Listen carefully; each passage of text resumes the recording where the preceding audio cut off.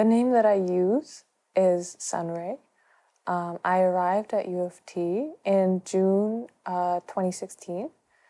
I am studying religion, and my minor is in astrophysics. I first learned about QR at the Vic Pride orientation. I think there's two answers to why I wanted to become involved.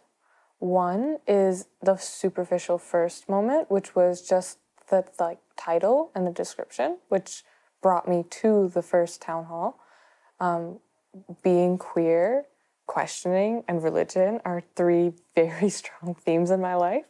So I immediately knew I had to at least go to see. And then the second moment, I think it was the feeling I got at town hall, where it was such a small, such an intimate setting of sharing, and it was so supportive that I immediately just felt like this would be so healthy to keep going to. Town hall is like a meeting at the beginning of the year where the current QR intern kind of puts out a question to whoever is interested in QR. What would you like for QR to be this year? Or how would you see yourself being more involved? What kind of programming would best suit you? My feeling about being asked what I wanted was extremely great because I had never entered a space where I was asked what I wanted to take from the space. So that was really important to me, and that was a really special thing. So I kind of watched, quote unquote, Trump's election play out with two very close friends. I was just sitting alone, but I was watching the entire thing unfold in the company of kind of digital companions. Through internet and Skype and iMessage and FaceTime, we ended up in a three-way call, just watching states turn red or blue. And we stayed up until about 4 a.m. just watching it. There was a likelihood chart on the bottom, and we watched the likelihood shift from 89% Hillary Clinton to literally 99% Donald Trump. We watched it go from there to there. And it was too much in just so many ways. And it was very deeply digital. So that's step one. Step two was the results were out. I felt a very clear depression settle over the entire city. We are not even in America, but in Canada. I felt like you could feel in the air. Just everyone knew, and everyone felt saddened by it. And I was very glad because the only two commitments I had for the day were my poetry class and QR. So I went to poetry class, and we shared how we felt, why we were feeling it, and how we were going to try and move from here. And there was a lot of energy that actually lifted that heaviness a little bit. And then from poetry class, we moved to QR. And I felt like while the conversation had been a little bit hopeful in poetry class, I just allowed myself to share how heavy it made me feel that this kind of person had been elected to such a high office. There is one person. He's usually a very soft-spoken, quiet person, but he spoke up quite a bit this meeting, and it really meant a lot. Each thing hit home.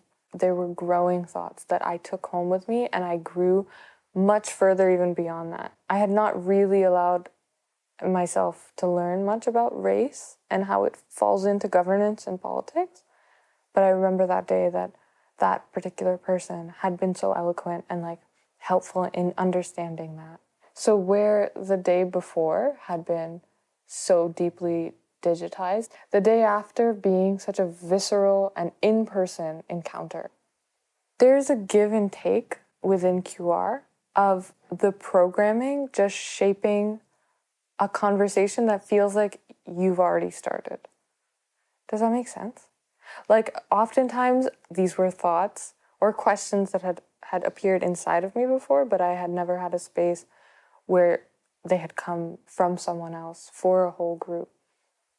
At the end of my first year with QR, each person created a small art sculpture with Play-Doh. we passed it around one by one. So I would pass one piece to you, and you would put it together with yours, and then you would pass it on to the next person, and they would put it together until we completed the whole group. And then we each took a piece, and it just meant a lot because it was such a visceral, real way of keeping a piece of what we had talked about that day. It's easier to be ephemeral about nature and about love, like romantic love, than it is to be ephemeral about your systematic abuse in the like larger systems of that dominate your life, you know? I'm Muslim, I'm queer, I'm brown, I'm Kashmiri. These parts of me often don't interact with the ephemeral. So QR, in a lot of ways, facilitated that. QR did what I think other discussion groups could not for me. I've become so close to it that I often feel like I can't articulate in whole what it means to me. Like it's so deeply foundational to my experience at the University of Toronto. How can I even begin to explain it? I think for a long time I felt too nervous about being out or being outspoken in being a part of QR, but I feel like I'm finally at a point where I can and want to go forward and want to be involved as a leader, continuing with the work that's already been done. Giving back. It sounds so gross and condescending, but if I could help one person, 2% of the way that QR helped me, like I would feel really happy.